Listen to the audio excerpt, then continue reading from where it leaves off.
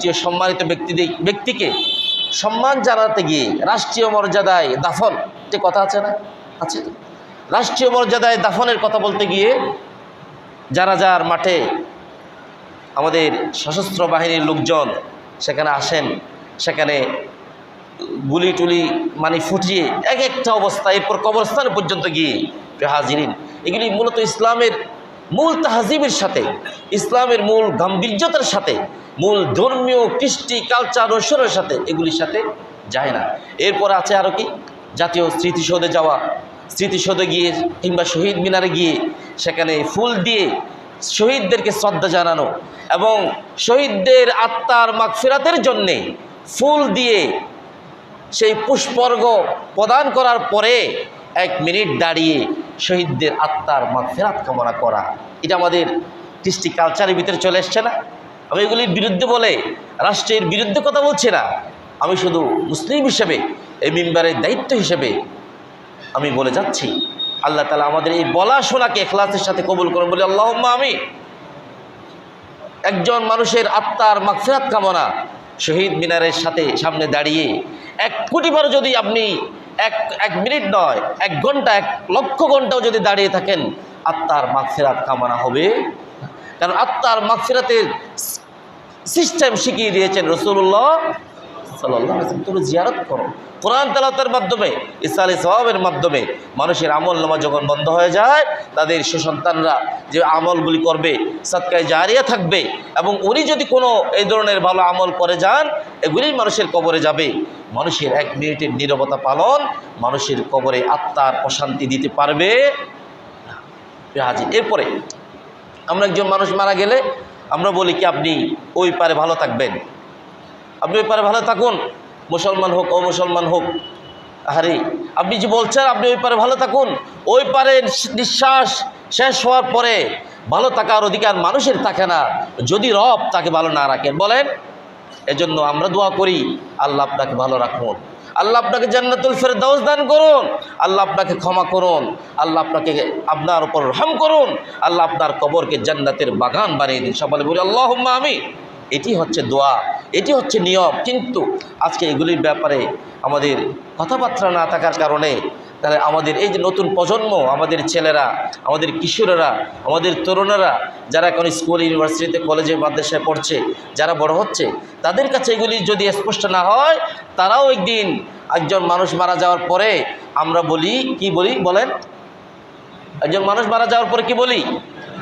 মাশাআল্লাহ, আলহামদুলিল্লাহ। আমরা বলি ইন্না লিল্লাহি ওয়া ইন্না ইলাইহি রাজিউন। এরপর বলি আল্লাহ আপনাকে জান্নাতুল ফেরদাউস দান করুন। যে মারা যাক না কেন আমরা তার জন্য দোয়া করি, আল্লাহ আপনার প্রতি রহম করুন, ক্ষমা করুন। কিন্তু এখন আমাদের ছেলেরা ফেসবুকে কমেন্টে গিয়ে কি লেখে? RIP। অর্থাৎ কি? Rest in peace. এর সংক্ষিপ্ত অর্থ হচ্ছে রেস্ট ইন পিচ, আপনি শান্তিতে থাকুন। তারা এগুলি না জেনে না বুঝে আমার ছেলেরাও লিখছে, আমার ছোটো ভাইয়েরাও লিখছে, আমার বোনেরাও লিখছে রেস্ট ইন পিচ, আপনি শান্তিতে থাকুন। প্রিয় হাজিরিন, এই দুনিয়ায় যদি শান্তিতে থাকার আমল করে না যান, শান্তিতে থাকার অধিকার কোনো মানুষের নেই। আল্লাহ রাব্বুল আলামিন আমাদের বোঝার তাওফিক দান করুন, বলি আল্লাহুম্মা আমিন। রাসূলুল্লাহ সাল্লাল্লাহু আলাইহি ওয়াসাল্লাম মক্কা থেকে মদিনায় গেলেন। মদিনায় যাওয়ার পরে দেখলেন 2টা নির্দিষ্ট দিনে মদিনার সমস্ত মানুষ খুব আনন্দ উদযাপন করে, খেলাধুলায় মত্ত। রাসূলুল্লাহ সাল্লাল্লাহু আলাইহি ওয়াসাল্লাম জিজ্ঞাসা করলেন, হে মদিনার লোকজন, হে আমার আনসার সাহাবা আজমাইন, তোমাদের এই নির্দিষ্ট 2টা দিনে এত বেশি আনন্দিত হওয়ার, উৎসব পালন করার কারণ কি? কেন? তারা বলছে, এটা আমরা জাহিলি যুগ থেকে এই 2 দিনে, নির্দিষ্ট দিনে আমরা আনন্দ করে থাকি, খেলাধুলা করে থাকি।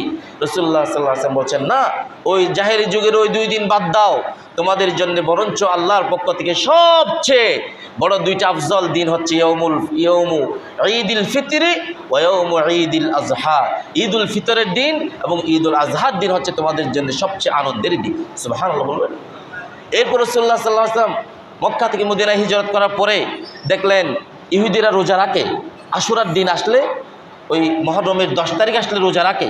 তিনি প্রশ্ন করলেন, কেন আমাদের ইহুদি ভাইয়েরা, আসো তোমরা বলো কেন তোমরা এই দিন রোজা রাখো? তারা বলছে, এই দিন আল্লাহ তাআলা মূসা আলাইহিস সালামকে ফেরাউনের কঠিন আযাব থেকে, শাস্তি থেকে, ফেরাউন যখন মূসা আলাইহিস সালামকে তার দলবল নিয়ে দৌড়ে দিয়ে যাচ্ছিলেন, মূসা আলাইহিস সালাম সামনে নদী, পিছনে ফেরাউনের দলবল অস্ত্র শস্ত্রে সজ্জিত, মূসা আলাইহিস সালাম আল্লাহর পক্ষ থেকে সেই লাঠি দিয়ে নদীতে মেরে সেই নদীতে আল্লাহ তাআলা রাস্তা করে দিলেন। মূসা ইসলাম তার সঙ্গী সাথীদেরকে নিয়ে চলে গেলেন, আর ফেরাউন নদীর মাঝপথে এসে সেই নিমিষে ধ্বংস হলো।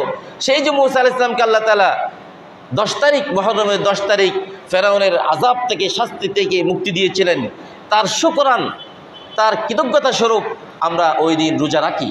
রাসূলুল্লাহ সাল্লাল্লাহু আলাইহি ওয়াসাল্লাম বললেন, মূসা তো তোমাদের চাইতে আমার আরও বেশি প্রিয়, হে আমার উম্মতে মুহাম্মাদি, তোমরা আশুরার দিন 2টা রোজা রাখবে। সুবহানাল্লাহ বললেন। এই আলোচনা কি বেশি কঠিন হয়ে গেল, নাকি মন খারাপ করলেন? রাসূল ইসলাম বললেন, মূসা ইসলাম আমার কাছে আমার ভাই, আরও বেশি তোমাদের কাছে প্রিয়, আমার কাছে প্রিয়, তোমরা আশুরার 2 দিন রোজা রাখবে, মুহররমের 9-10 অথবা 10-11।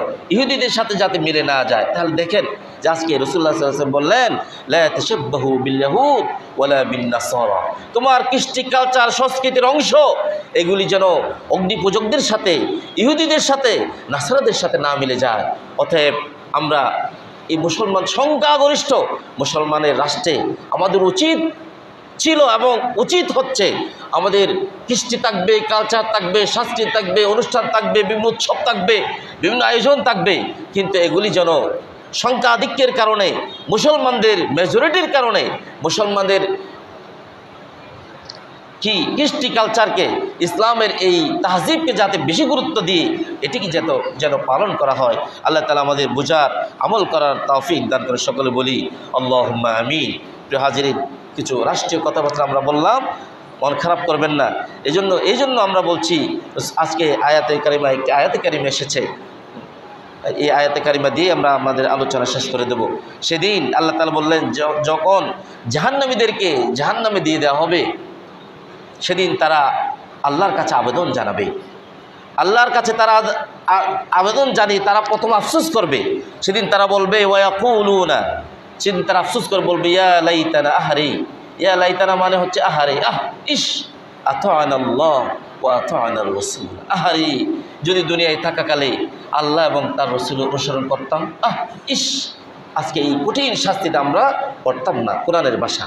এরপরে তারা বলছে, তারা আল্লাহর কাছে ফরিয়াদ জানাবে, ওয়াকালু রব্বানা, হে আমাদের রব, ইন্না আতা'না সাদাতানা ওয়া কুবারানা ফাদাল্লুনা সাবিলা। হে আল্লাহ, আপনি আমাদের নেতাদেরকে, আমাদের বড়জনদেরকে, আমাদের ইমামদেরকে, আমাদের শিক্ষকদেরকে, আমাদের অভিভাবকদেরকে আপনি আনুন। আপনি কি করেন? তাদেরকে শাস্তি দেন। তারা সেদিন আল্লাহর কাছে ফরিয়াদ জানাবে, তারাই আমাদেরকে পথভ্রষ্ট করেছে, তারা আমাদেরকে সত্যিকারের সঠিক মেসেজ আমাদেরকে দেয় নাই, ইনফরমেশন দেয় নাই, শিক্ষা দেয় নাই, তারবিয়া দেয় নাই, সঠিক কথাটি তারা তুলে ধরে নাই। আমরা পথভ্রষ্ট হয়েছি, ফাদাল্লুনা সাবিলা, পথভ্রষ্ট হয়ে গিয়েছি।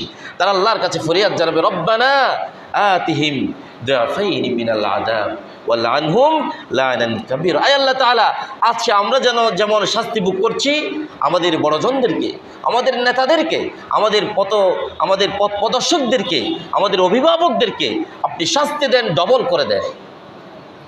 আতিহিম দুআফাইনি মিন দুআফাইন, ডবল শাস্তি দেন। ওয়ালআনহুম লানান কাবীরা, আপনি তাদেরকে আরও বেশি অভিসম্পাত, আরও বেশি অভিশাপ, আরও বেশি কষ্ট আপনি তাদেরকে দেন, কারণ তাদের কারণে আজকে আমরা পদচ্যুত হয়েছি।